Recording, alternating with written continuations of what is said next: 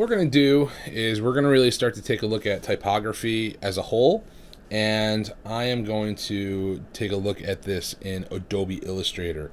So for those of you who are not familiar with Adobe Illustrator, I'm going to give you a quick kind of overview in regards to typography in this, and I'll make sure that you know enough to be successful with working with typography, because Illustrator is a great software to experiment with typing.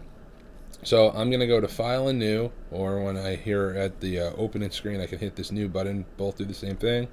And a screen opens up to give us a new document. Illustrator gives us a lot of options for these documents. So we're just going to go ahead and go to Print, and we'll click on Letter for right now. And it really doesn't matter what orientation is, because we're just going to experiment a little bit and go through some basics. So here we are in Illustrator. I'm going to click on this drop-down menu, and I'm going to actually click on typography. And what this is this is what we call a workspace. So this is the typography workspace as designed by the folks at Adobe. I'm going to modify it a little bit. I'm going to go ahead and take this really tall toolbar, and I'm going to hit these two little arrows. I'm going to make it a shorter one. And then I'm going to go ahead and grab things like the character palette and pull that out, and probably the paragraph palette as well, and pull that out. And the reason why I'm going to do that is just I don't like to have this is called Adobe's dock, and I don't really like seeing it there, so I'd rather have some floating palettes. I'm going to pull my swatches out a little bit, and I'm not going to worry about glyphs at the moment. I will go ahead and turn on my stroke though. I'm going to pull that out as well. And then I'm going to select this big dock palette and close it, and I'm just going to let these palettes kind of float. Everybody has their own personal preference. This is mine. You do not need to do this like me, but if you want to, you can. The beauty of Illustrator is this. So I can go ahead and I can swap to a completely different workspace here, like layout for example, and it's going to go to there. But Illustrator remembers, so if I go back to typography, it doesn't reset it, it brings it back to exactly where I left it, which is really nice.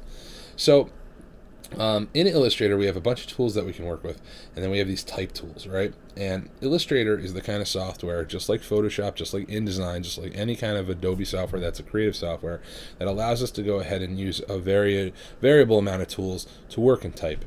So if I go ahead and I click and I hold down my type tool, I see the type tool and the area type tool and the type on the path tool, and then I see vertical versions of that, and then this other thing called the touch type tool. So we're really going to spend time with the regular old type tool. So I'm going to click on that. And in Illustrator, you have two ways in which you can go ahead and create type. You can create it with point text or paragraph text. So point text is a single click. Okay?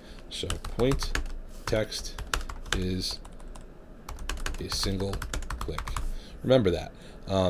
And what I can do is I can then go ahead and, after I'm done typing, I can select my selection tool, and I can come over here to my character palette, and I can increase the size of my point, or of my text, and I can do that by messing around with my point size, which I'm going to explain a little bit further in a few minutes.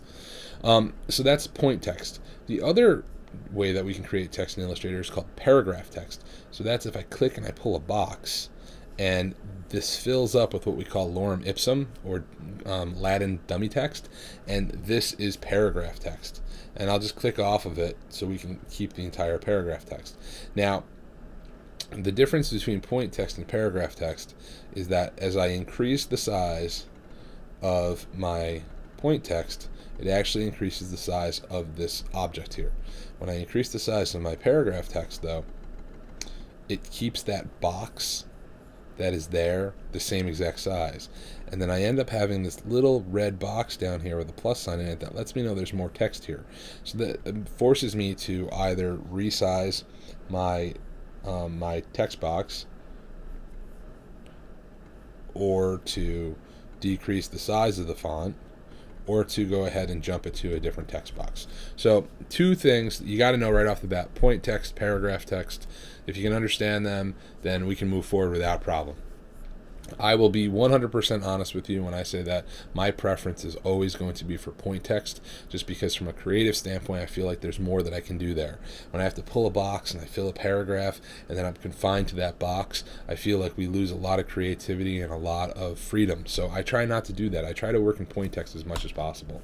So anyway, let's start with point text. So again, I'm going to go ahead and click on my type tool, and I'm going to do a single click, and I will call this point text example, just like that. And what I'm going to do is I can take my selection tool, right? I can go ahead and click on that, which then essentially makes it so I'm not typing anymore, and then I can go and move this thing around. Now, Illustrator is an object-oriented vector arts program, which means everything that you create is an object, including text, which means that I can select my text and I can go ahead and I can scale it and I can rotate it and I can move it and I can do a bunch of these things called transformations that we do here, right? That we do in Illustrator all the time, but we just tend to do them to shapes. I can do all that stuff with text. So that's cool on one hand, but on another hand, that's kind of a problem, especially when we're starting to learn learn about text in general. So I'm going to try to not use my transformations, with the exception of maybe moving the thing around. I'll do that transformation. I will show you rotations and scale and all that stuff in a future video, but for right now, I just want to kind of keep it basic. So this is our character palette. And our character palette can be found in Window, Type, and Character, or Command, and on a PC, Control T. And there's some things that pop up here. So first off, we have on our control palette, in our character palette, we have our font choice. So I can click on this drop-down menu and I can pick all these different things. Now by default, Adobe uses Mirrored Pro. You can change that default if you want to any font that you want, but every single right out of the box version of Illustrator and Photoshop and InDesign, they're all going to use Mirrored. But you can go ahead and you can change to any font you want. I'd like to point out a couple things. One is that the font is displayed with its name and then also with a sample of what it looks like, and it's literally called sample. The font has also got a little star next to it. So if you really like a certain kind of font, you can star it so that way you can find it easily. It also has a little drop-down menu next to it in certain cases, and that's whether there's different kinds of families that are associated. So in this case, a regular or a bold, or here Comic Sans, a regular or a bold, copperplate, light, regular, bold. So those are all those styles that we had talked about in a previous lesson. So those are all available here. We can filter as well, and we can filter in all the different categories of text. So we can look at serifs, we can look at slab serifs, we can look at sans serifs, we can look at script, we can look at black letter, we can look at monospace, we can look at handwritten, and we can look at decorative. So that's pretty cool, right? Because we have the ability to go ahead and change these things. So I'm going to go ahead and pick a decorative face, because why not? And I'm going to click phosphate, and I'm going to click inline. And I should probably select my text first, or else none of that will work. So let's try that one more time. First I'm going to select my text, then I'm going to click here, and then phosphate, inline. And one of the cool things about Illustrator in 2017, in CC 2017, is that when I just roll over it, it changes what I actually have written into that text. So it's more than just looking at this little sample. So that's kind of nice. You can make some choices a little bit easier. So I'm going to go down here to inline, phosphate. And so there we have a font, and then we have also even a style, and I could change that to solid, so I don't have to pick my style when I pick my font. I can change it after the fact if I want. Now below that we have a bunch of different kind of effects here. I shouldn't call them effects, but more so options. Now this is, if you recall back to the first thing that I threw up in our course, it was kind of like a statement that I made, and the fact that people do not respect type. And if you're still here with me a month after that, then I got to think that you do respect type, and or that you want to respect type, one of those two things. And either way, I'm happy about that. And this is where that respect comes into play. These four little options, okay? This is called our point size. So this is where we'll set our font size. The next one is called leading.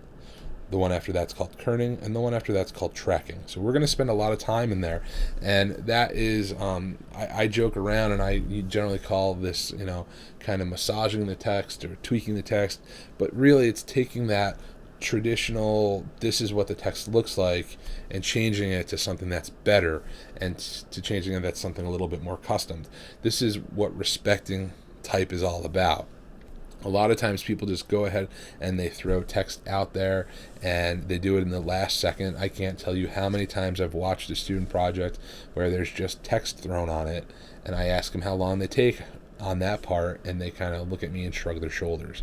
So the thing is that there's definitely a lot that we can do here with just a few options, and that's going to make your text look really good or really not good. So it's up to you and what you want to go ahead and do. But that's what we're going to go ahead and play around with in the next video or two. So be prepared, and welcome to Respecting Type, and I hope you enjoy it. Thank you.